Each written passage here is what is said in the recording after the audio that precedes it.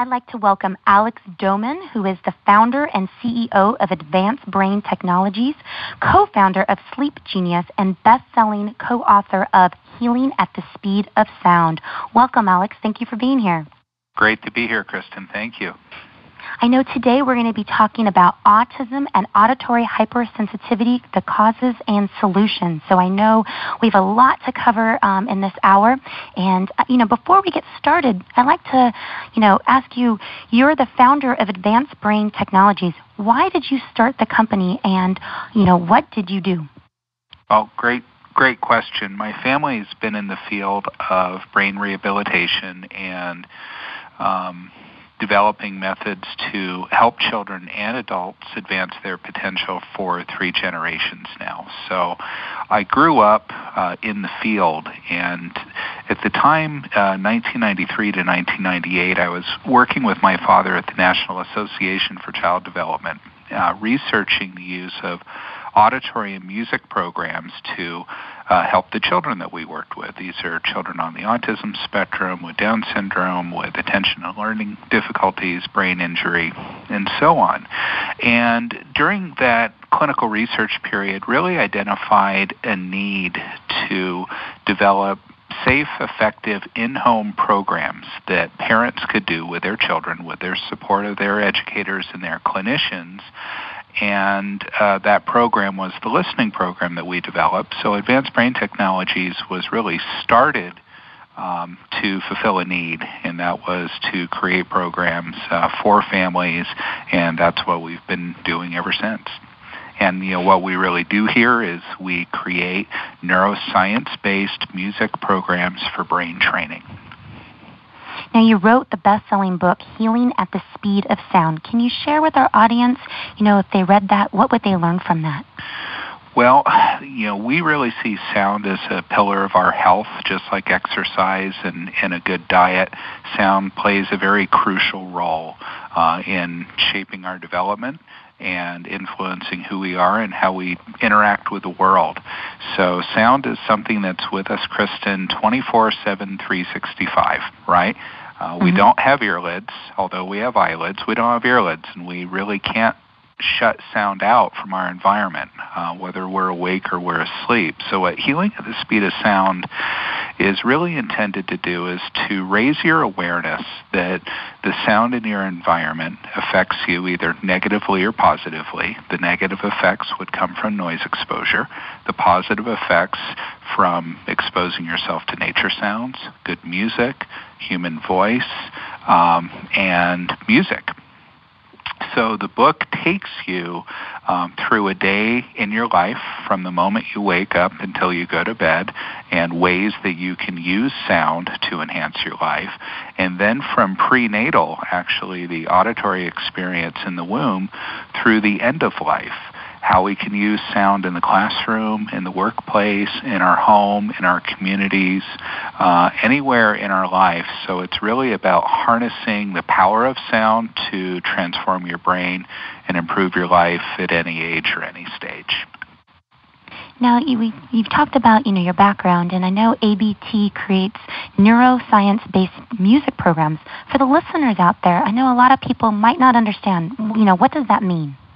Well, we all use music in our lives. We use music to help us exercise, to improve our mood, to help motivate us to do something. There's all kinds of uses, to celebrate, to mourn. So music is something that is innate to humanity. It's part of being human, the experience of making music and experiencing and enjoying music. So we use music for many purposes in our lives. Neuroscience-based music programs are programs, musical programs, that have been composed or arranged and recorded according to specific scientific principles that are proven to have different effects on our brain function and to enhance our brain function. So rather than using existing music to enhance our lives, this is music that's expertly created to have different benefits. And some of what we'll talk about today is music that has been developed to help individuals that are sensitive to sounds not be sound sensitive. We'll talk about music that has been created specifically to help somebody go to sleep or to stay asleep that's neuroscience-based. So they're very specialized music programs done to improve brain performance in a specific area. Now, I know the listening program is widely used in intervention for kids on the autism spectrum, but I know it's more than just listening to classical music. Well, it is. So, people hear the listening program, oh, that's that classical music program, right? The kids listen to classical music, and yes, that's true. It is music of Mozart, of Haydn, of Vivaldi, pieces that are very familiar to many of our ears and very upbeat and up-tempo and enjoyable to listen to. But this music, as I just mentioned about the neuroscience-based music, is specifically arranged and recorded in high-definition sound, and it's designed to improve our listening, improve our learning, focus and communication, and to help regulate stress. So it is a structured program in which we listen to 15-minute soundtracks that have been very specifically arranged and produced and recorded that are listened to in a developmental progression. So each time a child listens to this music, that listening session is preparing him for the next one. So it's a sequential developmental process that's designed to train different brain areas, including executive function, communication skills, auditory processing, motor coordination, stress response, creativity, as an example. So the music's listened to through very specialized headphones, and it's followed 15 to 30 minutes a day, 5 days a week, and it is protocol-based and overseen by a professional that's guiding parents who are doing the programs in the home. And so, and I know that the parents do the programs in the home, but it's something that, well, you talked about, it was guided by a professional. So there's somebody there kind of walking them through it and answering any questions they might have while they're doing the program, correct? That's right. So we train licensed healthcare professionals and educators like the occupational therapists or speech pathologists, psychologists, the special education teachers that are supporting families. So they go through a pretty rigorous training to learn how to best apply the programs and work with the families and coach them so that they have the best successful outcomes as a result of doing the listening program. And so the parent's responsibility is just to be able to find 2 15-minute windows or 1 30-minute window throughout that child's day, 5 days a week. Pretty much. So it's that simple. And that's what I want parents to hear, is it's not something that you have to get in a car and drive to and go to another therapy. This is something that you can do right at your home. Now, I want the parents to understand when you're talking about the special headphones, I know you guys have something called bone conduction. What do those do? Well, we hear through 2 natural pathways in the body, Kristen. We hear through what's called bone conduction and through air conduction. So when we were in the womb, if you can think way back long ago, yes, I remember that very well. At about 16 to 20 weeks in utero, you started hearing your mother. And hearing the language that she spoke, the rhythm and the cadence of her voice. And what's interesting is when you're in the womb, you're in a fluid-filled environment. And all of that information that you're hearing is moving through fluids and through your skeletal structure, and that's called bone conduction. So when we, for example, are underwater and we hear sound in a swimming pool, it sounds kind of muffled, right? Mm-hmm. So it's not really clear. It's because we're hearing the sound through the bones in our body. And then when we're out of the water, we can hear very clearly through the air conduction. So we have two natural ways that we hear, through bone and through air conduction. And what the special bone conduction system, which is called waves, does is it plays the music through the earphones, very beautiful, high-quality sound. Then there's a little vibrator that's on top of the headphone. And that vibrator sends a very gentle pulse of the music through your skeletal structures and goes directly to the ear. And what's really interesting about the bone conduction, and especially with children on the autism spectrum, is we see an immediate calming. Now, why is that? Because there is a connection between the ear and our emotional regulatory system, our autonomic nervous system, and that's connected through the vagus nerve.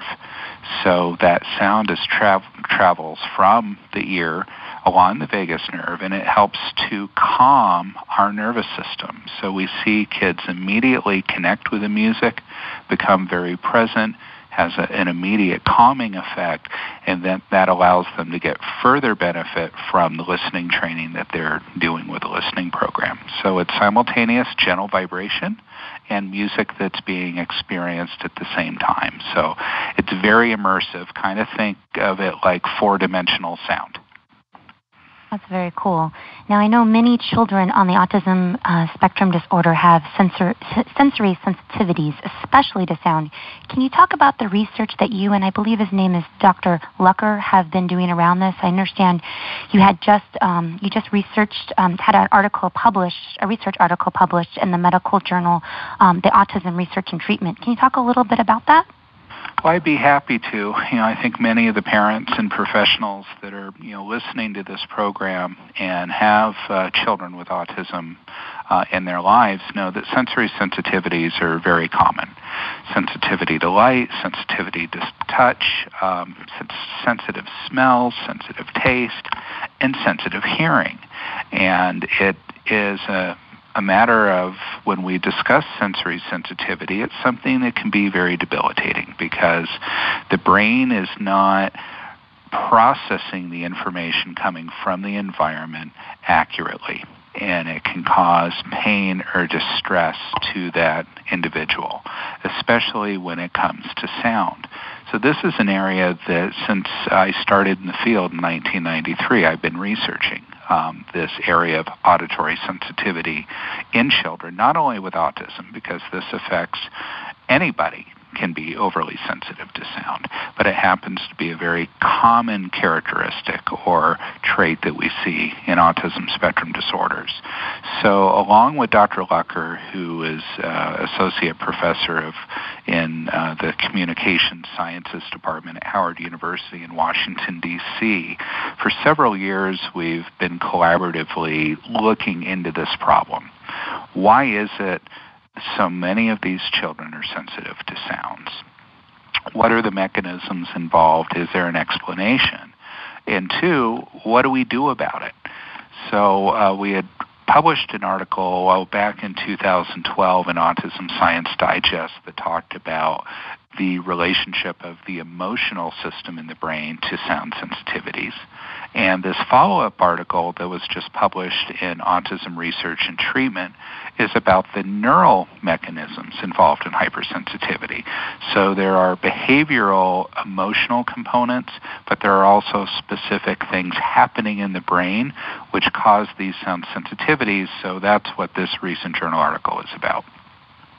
Now, you talked about different hypersensitivities to sound. What does that actually mean to those families out there, especially that are really new to this diagnosis of autism?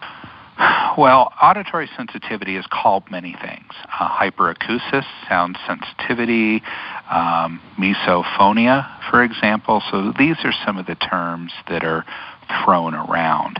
Now, what does that mean? That means that a normally occurring sound, for example, that occurs in the environment that we're comfortable with is painful or uncomfortable for the individual that is sound sensitive.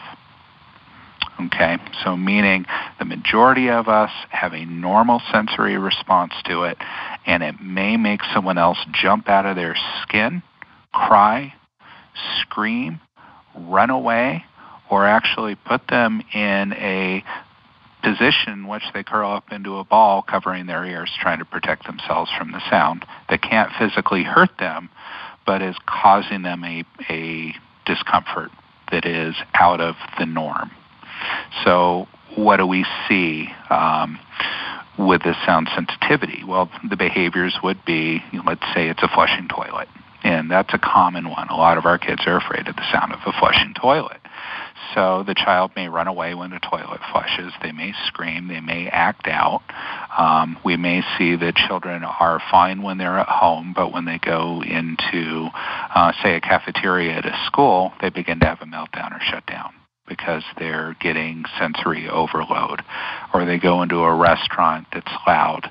Might be comfortable for us, but very loud for them, and they find that it's just unbearable, and they can't be there.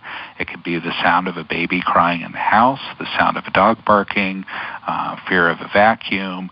There are all kinds of common everyday sounds that can trigger this. So we see children getting aggressive at times, completely shutting down, avoiding certain environments and situations.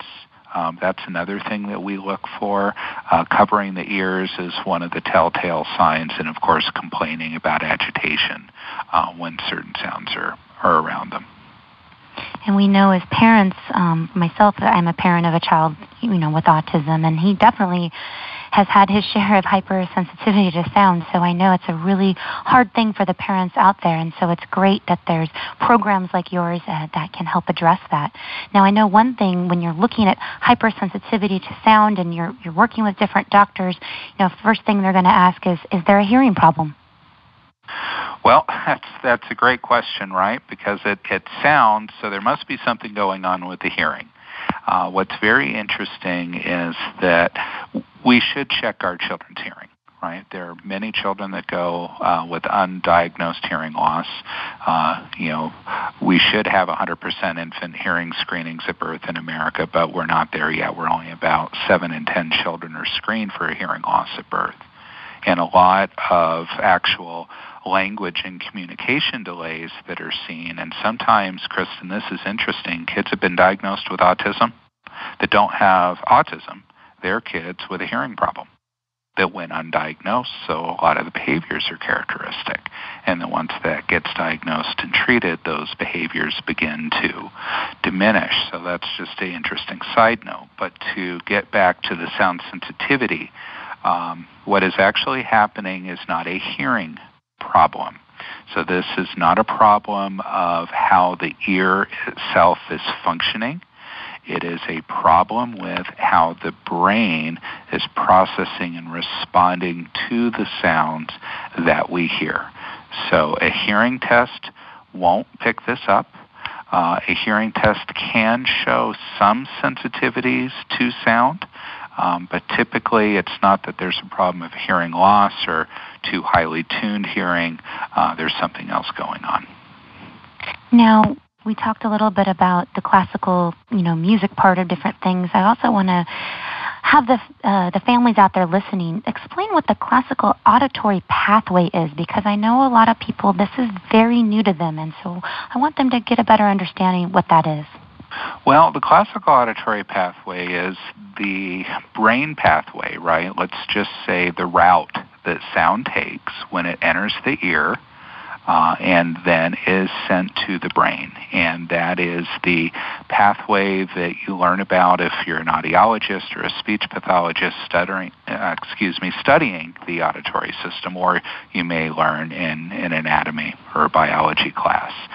So the classical pathway itself is that route where sound enters the outer ear, goes through the ear canal, touches the eardrum, moves through the eardrum in the bones that are in the middle ear called the ossicles, and then goes into the hearing organ called the cochlea.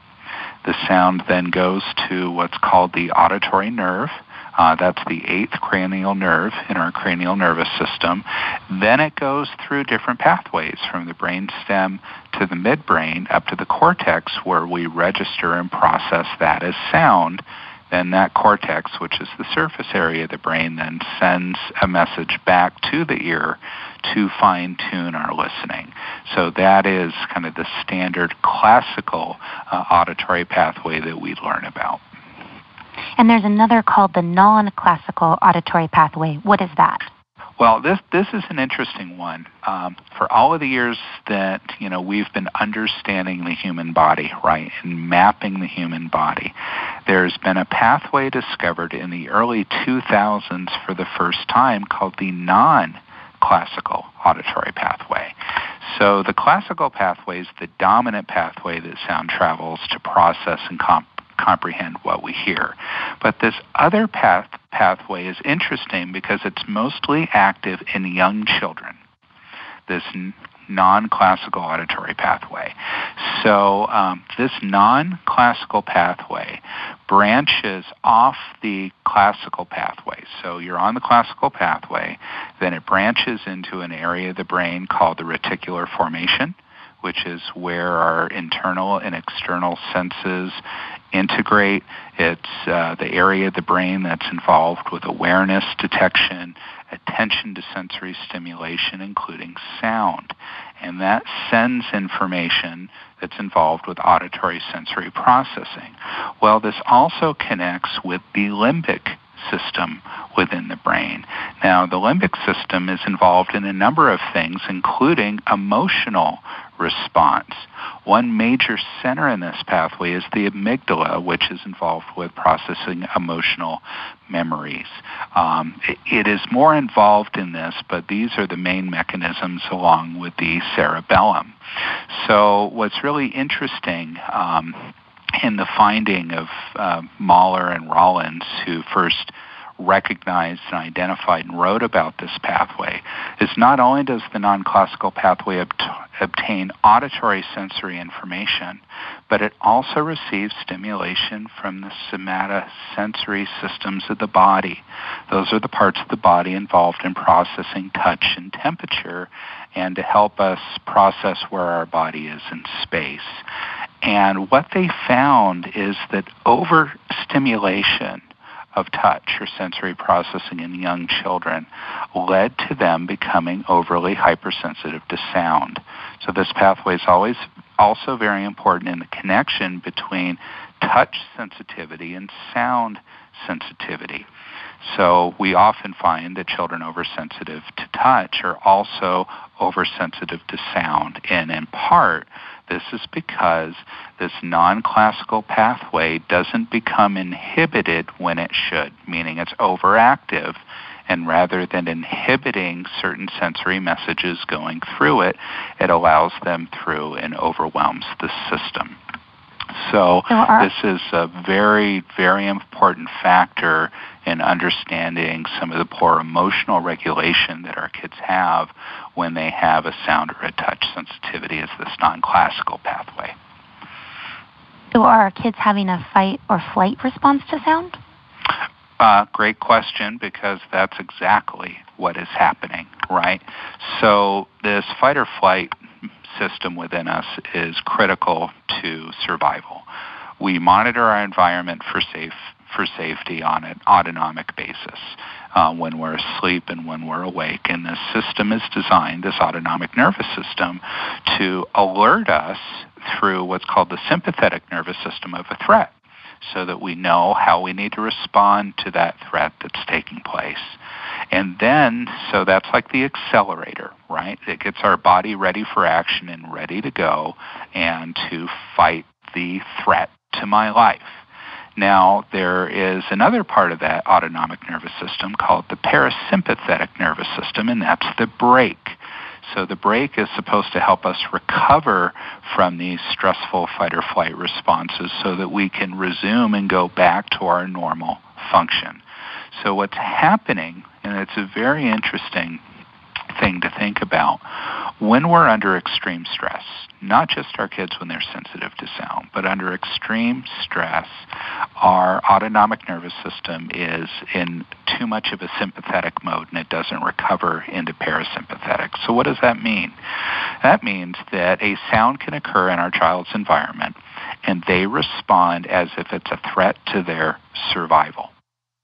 It's a false perception that they're not safe. so their fight or flight system kicks in. Now, what happens when we're in a fight or flight stress response? Our listening shuts down. Our ability to listen and discriminate human language is greatly diminished. Our attention isn't there, our ability to communicate, to make eye contact, because our reserves are being used to get us out of that threatening moment. So what we have is a large number of children and adults, and we see this in traumatic brain injury and post-traumatic stress disorder and anxiety disorders as well, is that when we're in this heightened state of awareness, we don't function well. And it begins to then suppress our immune function and makes us more susceptible to illness. We have more health issues in relation to that. We, know there's kind of this domino effect that takes place. So these kids that are walking around sensitive to so many sounds in their environment have this domino effect going, affecting things as deeply as their health. So the idea is, how do we help these kids get out of these fight or flight responses, to take their brain out of a false perception that they're unsafe to a perception that they recognize, yes, that's an annoying sound, I don't like it, but it's not a threat to my life. And so that we can get them to a healthier place where they can then better listen, focus, and communicate. And as you're saying all this, I just think of all those kids that are going through that. And when I say children, I mean of all ages. I mean, it must just be such a scary place for them to be in when they're not understanding, what's really going on around their surroundings. Yeah. Now, are there other reasons our kids could be sound sensitive? Well, there are a number of reasons. So what we've talked about largely are emotional responses to sound that are connected to this nonclassical auditory system. And what happens is conditioning happens, right? Let's take an example. A young child hears a toilet flush unexpectedly. And they scream, they cry, they run away. Now, what's interesting about our memory is that when something is deeply emotional, we remember it, right? Mm-hmm. Right? So emotion and memory are very tightly connected. So what happens is, the next time we try to bring that child into the bathroom, what happens? I don't want to go in there. That's a scary place. That terrible sound's going to happen again, and I don't want to go there. Even if the sound isn't occurring, Kristen, it becomes associated with the place. Then this begins to generalize with other things.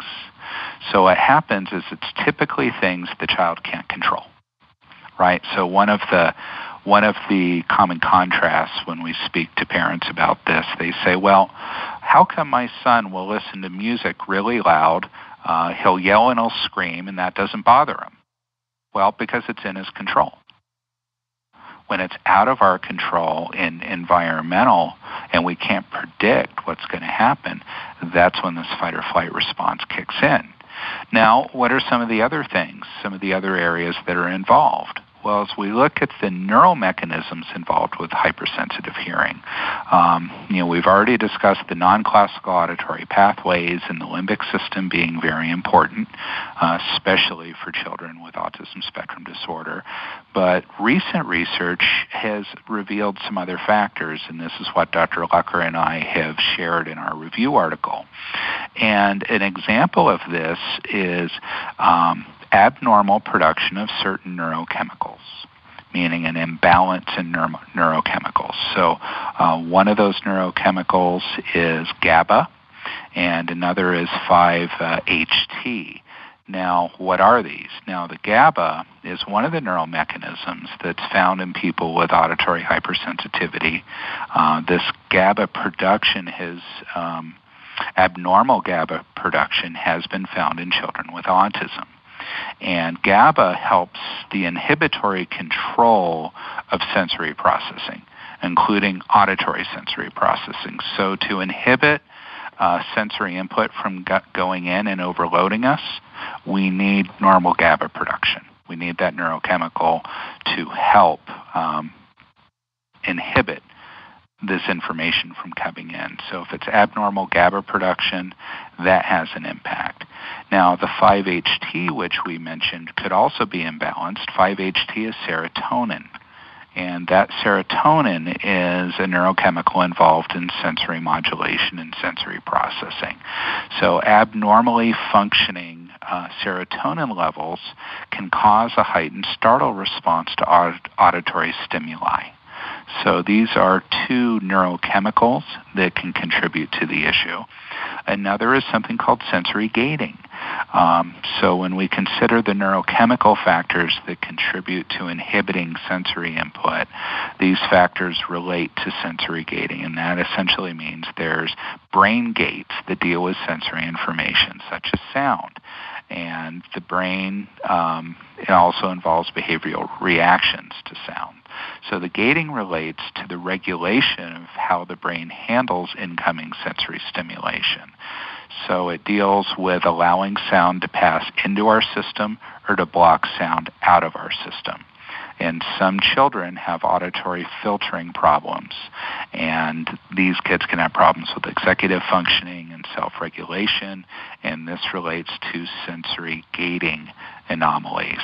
One other area is abnormal functioning in the frontal lobe of the brain. So that's the front part of the brain that can also have dysfunction that leads to a false perception to normal intensity sounds as being too intensive. So what's very interesting about all of this is, regardless of the cause, is it this non-classical auditory pathway? Is it a neurochemical production issue? Is it sensory gating? Is it a frontal lobe issue? The emotional regulation and relationship to sound is involved regardless. So we still get emotional reactions to sound regardless of what that neural mechanism is. Seems like, our children of all ages that are dealing with all of this, they're going through a lot, and there's a lot of different things that could be impacting of all the different things you said. Now, TLP has been scientifically demonstrated to help children with autism be less sound sensitive. How does that help? Well, that's a great question. The treatments for hypersensitive hearing are few and far between. There is behavioral-based training for sound desensitization, and that is where you expose the child to the sounds that are stressful or uncomfortable at a low volume for a short duration at a great distance. Then you gradually, through behavioral training, including ABA-type techniques, bring the child closer to the sound, increase the intensity of the sound and the duration of the sound, and you take the time to condition their system to say, hey, that sound isn't going to hurt me. I can deal with it. Okay, so that is kind of a classical behavioral training for sound desensitization. Now, the listening program is a different approach. So along with desensitization training, whether that is a classical conditioning approach or a vivo exposure, there's two methods. Listening therapy, music listening therapy, using the specially recorded music of the listening program, essentially does one thing. It conditions the limbic system of the brain to recognize that sound is not painful or uncomfortable, but pleasant and inviting and something that we wish to receive. So rather than using the sounds that are stressors to retrain the system, we use sound that's been specifically designed to gradually retrain that child's brain and experience that sound is comfortable and something I want to engage with and is good for me. So they may report after doing the program that sounds are annoying, but they're no longer scary. And that's a big difference. That's a huge difference. Now, can you describe how the listening spectrum program, I should say, is done? Well, you mentioned Spectrum. Program? Yeah, and the listening program Spectrum is a specialized protocol that our team at Advanced Brain Technologies has developed for people with sensory sensitivity. So it is a very gentle protocol. in which the child, if they're under age 6, they're typically going to listen once a day for 15 minutes. If they're 7 or older, or if the younger child can listen longer, they'll do 15 minutes twice a day. They're going to hear music that's on a preloaded iPod, played through the waves, bone conduction headphones, so they're getting the general calming vibration along with the music. And they're going to put these headphones on, and they're going to engage in something they enjoy while they listen.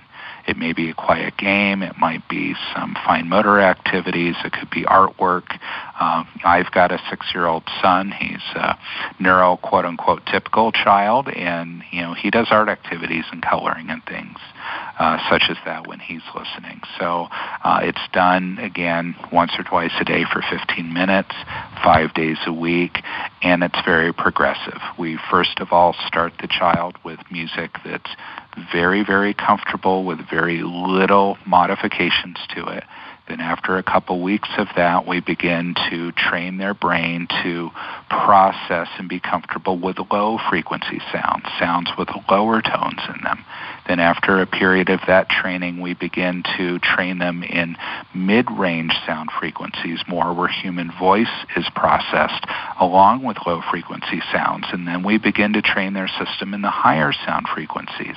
So we gradually, through a very developmental sequence, help them be more comfortable with sounds of different sound frequencies over time, and the listening will be done over the course of a few months within the home. Now, I know we talked a little bit about this already. A parent does this at home with the trained professional's help. I know we might get a question, what if our child doesn't want to put headphones on their head? And I can speak a little to this, to the parents listening, because I have a little experience with doing this program with our son. I know in the beginning sometimes it kind of seems scary, especially if you think, goodness, they're not going to put these headphones on. But I remember, Alex, you told me years ago that, just try. And I think I've told you this in the past, that when we put those headphones on my son, it was as though like he was just melting, almost like watching butter melt. He was just melting right into that music. So I wanted to make sure I addressed that to the parents that might be listening, thinking, there's no way that my child's going to put headphones on. I can tell you I was one of those parents that used to think that. So I wanted to make sure we mentioned that. And it is a thing that you do right at home with the help of a trained professional. And I always felt it was kind of a special time for my son and I. Now, I understand there's a new program called In Time. How can that help? Well, In Time, we're very excited about. It's part of the listening program. And the listening program, those that are familiar with it know it's based in classical music. Our provider network has been very interested in our exploring other musical genres and also doing things that would help our kids that have more motor coordination problems, difficulties with synchrony, with rhythm and timing, both in their kind of physicality, but also in their day, difficulty with transitions. And this may all sound very familiar. So we created a program based on percussion rhythms with world music genre that the child listens to once or twice a day for 9 minutes to these rhythm soundtracks that are structured just like the listening program with the sound frequency progressions. They listen for 9 to 18 minutes, and then they begin to do some physical activities. They learn to clap in rhythm, to do different sequences of movements, to actually drum, and to externalize and entrain and internalize those rhythms. So the rhythms that they've been hearing, they begin to practice, and through that practice it becomes integrated. So we get the advantage of the listening program plus some added benefits for rhythm, timing, and synchrony, and it's been really exciting to watch over the 2 years this program has been out, what it's done. For children that are sound sensitive, we like them to start with the listening program spectrum, get a baseline, resolve those sensitivities, then they can look at progressing to the In Time method as a next step. And then the families would still work with the trained professionals so they could help them with this next program called In Time. That's Is that right. correct? So the professionals choose the protocol. They discuss, scheduling and activities, and they help personalize the program for you and to train you how to do it. And the training's not complicated. If you can operate an iPod, you can do the listening programmer in time. So it's not complex, but it's important to have a professional there to guide you and to coach you and to motivate you. And candidly, when we're accountable to somebody, we know they're going to be checking in with us, we tend to be more compliant with the things that we're doing. And these programs only work if we do them. It doesn't do us any good if they're just, sitting there on the kitchen counter. Our kids actually have to put on their headphones and listen. And the provider is there just to help gently guide you along. And then if things come up and if you've got questions, they're there readily to assist you. I know for my son, with the listening program, often we did it when I was cooking dinner and he was coloring or he was doing some type of activity at the table. And so it was an easy 15 minutes for me to utilize the listening program for those listening. There's lots of ways you can incorporate it. It's not something it's difficult at all, in my opinion.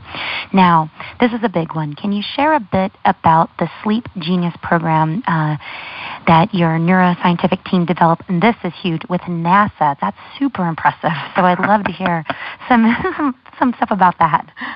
Well, briefly, let's talk a little bit about sleep. I mean, we've all experienced sleepless nights. Sleep problems are very common in children with autism. It's exceptionally common and reported to be as high as 80%.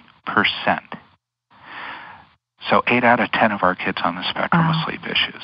So if you live in a household with a child on the spectrum, chances are, if they're sleep deprived, so are you, right? So it doesn't just affect the child, it affects everybody within the home. And sleep's critical to our health. Lack of sleep comes with very high costs that affect our behavior and our mood and our attention, our ability to learn and retain information.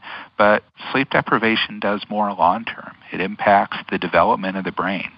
It suppresses immune system function. That can lead to problems like depression, obesity, neurodegenerative diseases like Alzheimer's disease, diabetes, right? So we could go on. And many factors contribute to sleep difficulties, such as environment, noise in the environment, too much light, the wrong temperature. For children with autism, studies are suggesting that problems are compounded by circadian rhythm cycle disturbances and abnormal melatonin regulation. Melatonin is the sleep hormone that helps us go to sleep and stay asleep, and melatonin production is often very low in kids on the spectrum. Sensory processing also comes into play for children that are sensitive, right, to sound, light, and touch, more so than the rest of us. And our kids can become anxious about bedtime and bedtime routines. And they can have difficulty recognizing the social cues that indicate that it's time to sleep and kind of that rhythm of the evening. So there are a lot of pieces, obviously, that contribute here.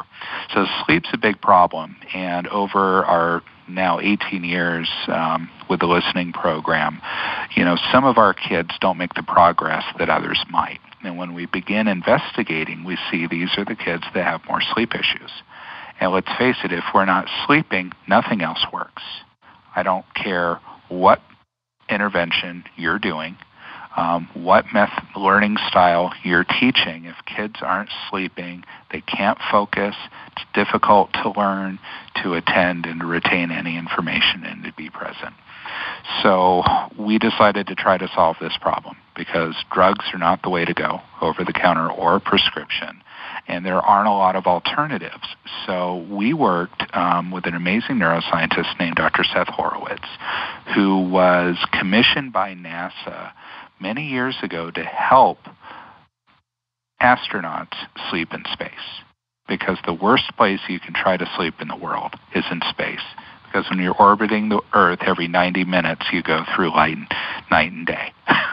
Cycles, right? Totally throws your system out of whack.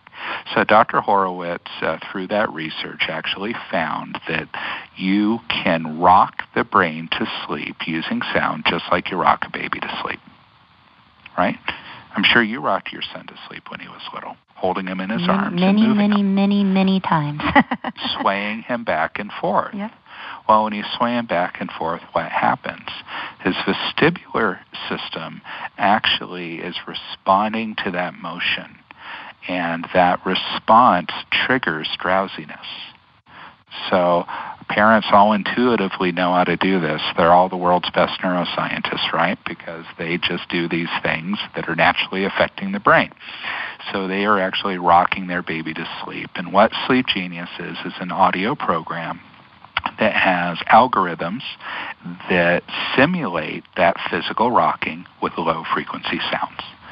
So the child listens to beautiful music that our production team in Europe, specialists in neurobiology and neuroscientific sound design, created very special musical compositions to get you to sleep and help you stay asleep. Then embedded within those are the Sleep Genius algorithms that rock the brain to sleep, but then also help mask the noise in the environment and help to slow breathing and heart rate so that we get into the optimal heart rate, respiration rate, and then entrains our brain waves into the brain rhythms that we need to maintain sleep through the night. So the child listens to the music when they're going to bed and through the night to help with their onset and maintenance sleep issues. And now they don't listen with the headphones on, though, correct? There's two ways to go about it. So there's an app, iOS and Android app, and that can be played through a tablet or through a smart device, and we recommend that being in airplane mode when that's done, and that could be played through a bedside speaker system, a Bluetooth speaker or other speaker. And there's also sleep phones. These are sleep-safe headphones that were designed by a medical doctor, and they plug into your device, and then you just wear these sleep phones. It's just a little headband while you sleep at night, and that'll give you the best result is actually wearing that sleep band. And then there's also a clinical grade version of the program that can be ordered from Sleep Genius or Advanced Brain Technologies. Now, the parents don't need to work with a trained professional for the Sleep Genius. This is something they can just do on their own and download the app. Is that correct? Yep, that's right. And then, I just want to let you know I'm going to be doing that tonight. I'm very excited about that. Definitely As am I. I'm very excited. So now, how do families get started with advanced brain technologies? I know we covered so much today. So how do they get started with you guys? Well, one thing that would be helpful to know is we have thousands of providers trained worldwide, working in over 40 countries. So wherever you are, we likely have a provider that can serve you. But we also have providers that do telecoaching. So wherever you live, there's a provider that can help you at distance.